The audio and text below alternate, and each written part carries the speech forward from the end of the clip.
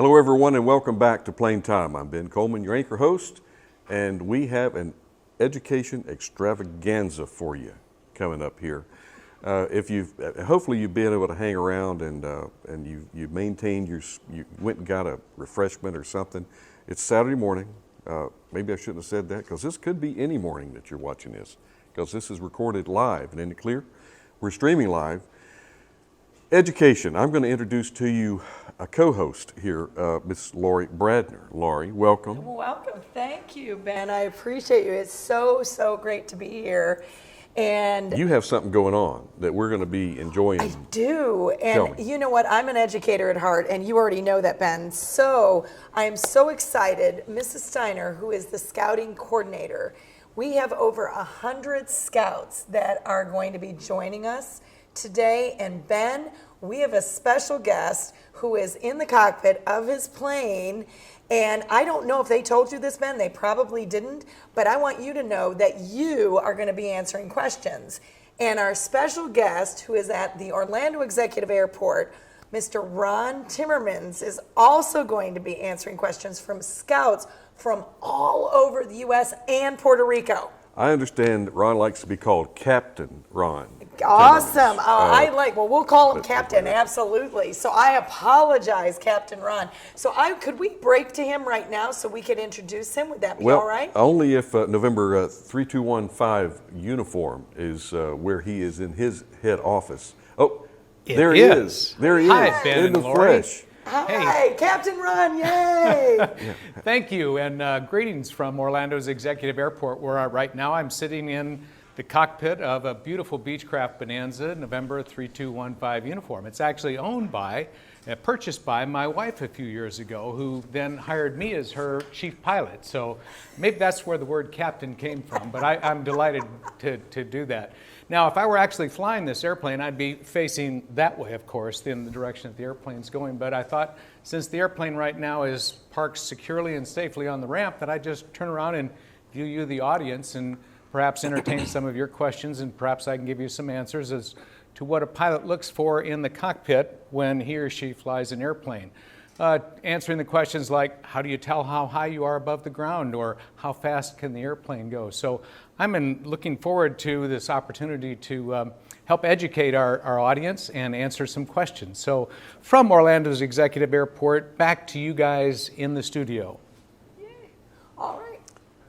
Okay, Lori. Yes. Well, we have several scouts that are joining us, Ben, and I'd like to just do a shout out. We've got Patrick from Pennsylvania. He's from Troop 229.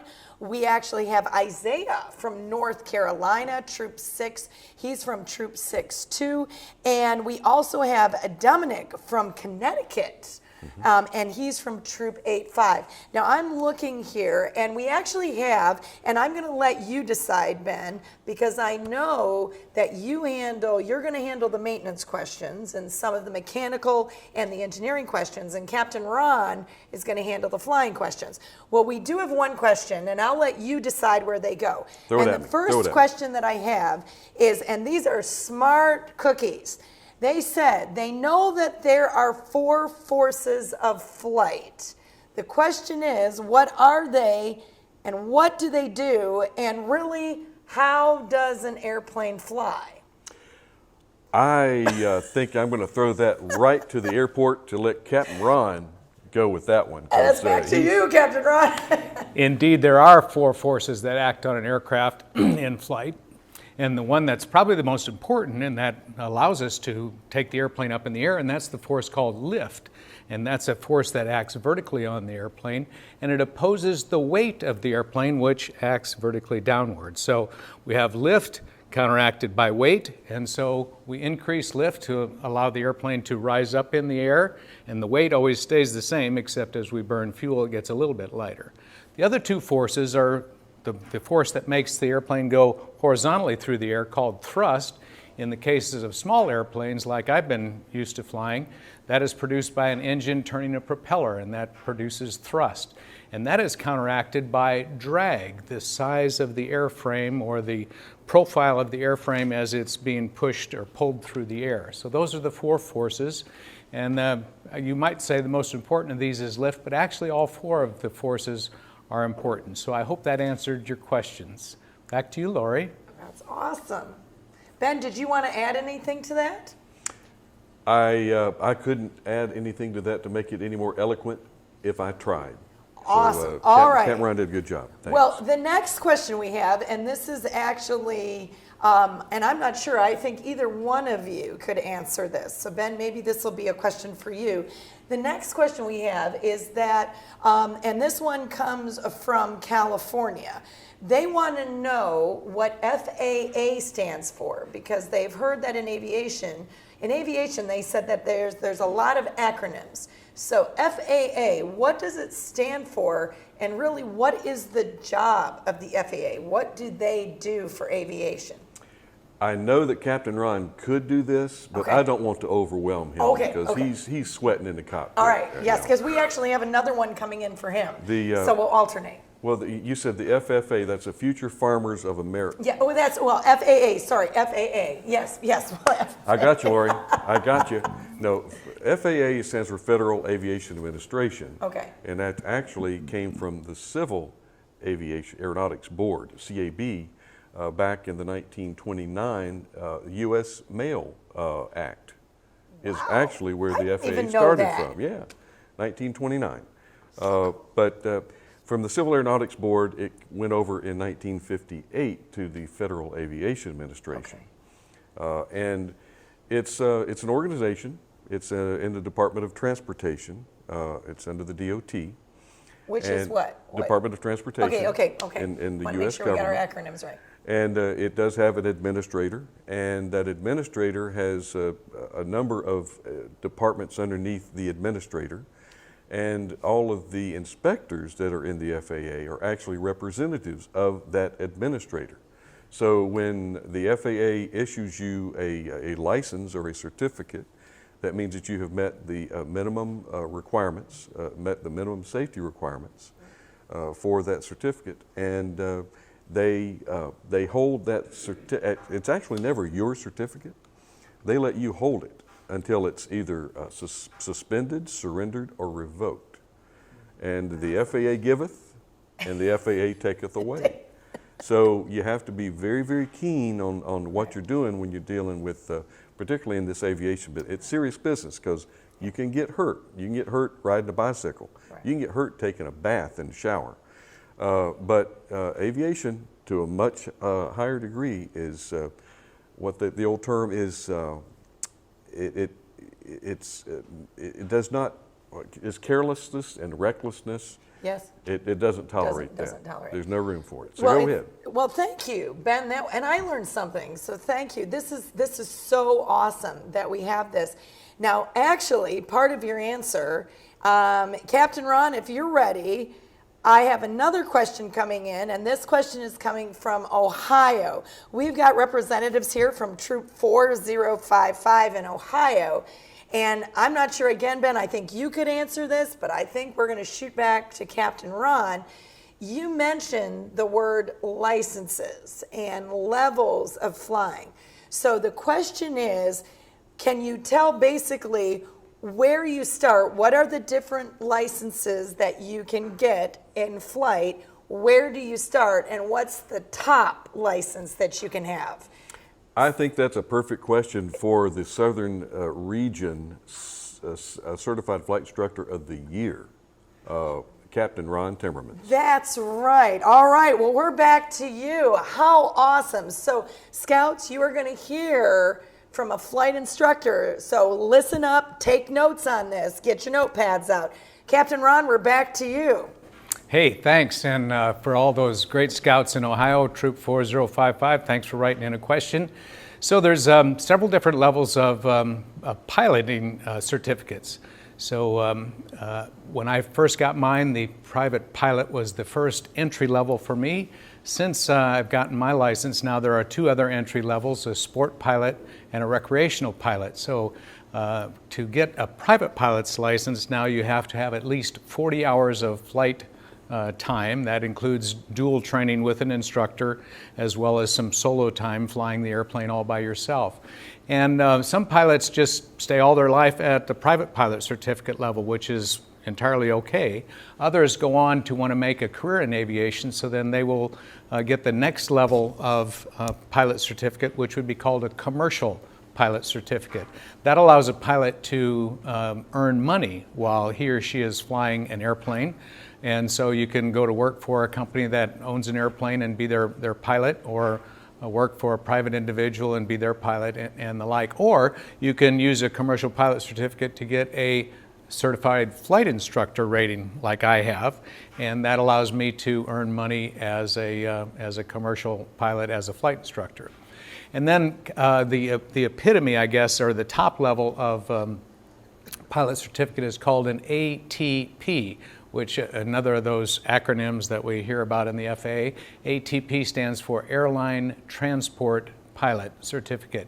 And if you wish to fly for an airline someday, that would be the level of certificate that you would eventually get to. So to put it in perspective again, you can get a recreational pilot certificate, a sport pilot certificate, private pilot certificate, commercial, and then ATP, or airline transport pilot.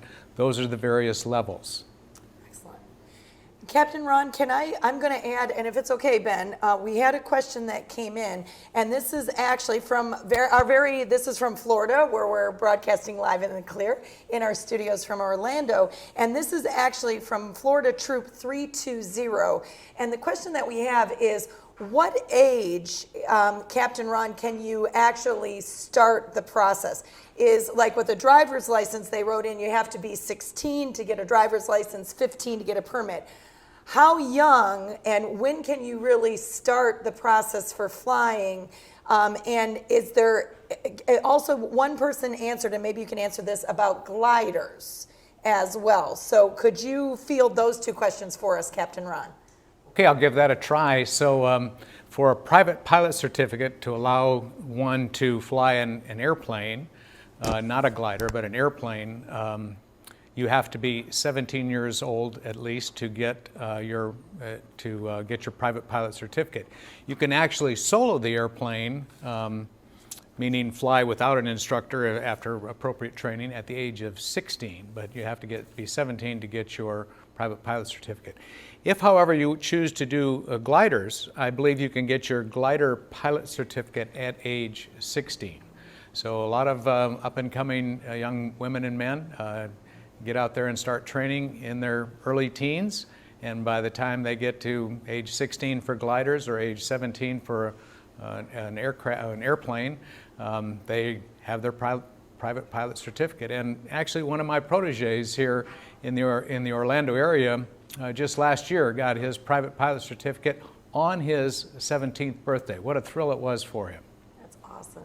Captain Ron, thank you. We have another question that's actually coming in from Pennsylvania, and this question is from Troop 161, and we sure appreciate all of you joining us. And Ben, I think this is going to be your area. The question was, they've heard the term A&P. They would like to know what that means. And the question is, what do you do when an airplane, do airplanes break? And if they do, how do you fix them? So that's that could take us all day, Ben, but I'm guessing this is back to you. Okay, Lori, I can field that one, and I want to spring back to one thing that Captain Ron mentioned about the sailplane and the gliders. Yes.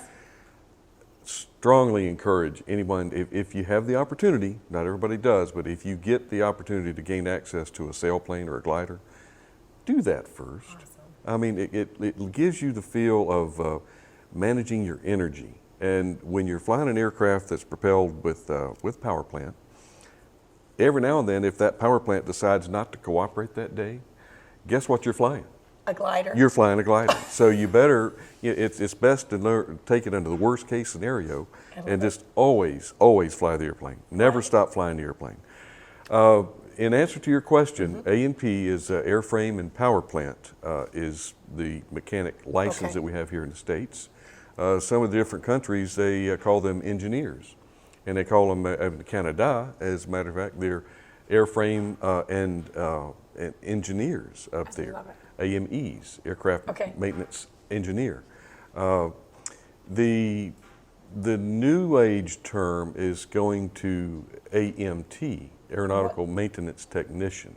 Okay. So AMT and ANP is synonymous, but us old timers, we're ANPs. ANPs, okay. But AMT is the new term, and do they ever break? Hopefully not, but there are certain requirements for an aircraft to be certificated that they meet standards, and these standards are established by the FAA, and they throw these standards out to the manufacturers to demonstrate to them that an aircraft meets a certain standard. And the standards are built in, and there's a 150% safety factor built into everything in the aircraft. Wow. And that's something to, you take it up to where you know it will probably break, but then you take it half again before you know it's going to break.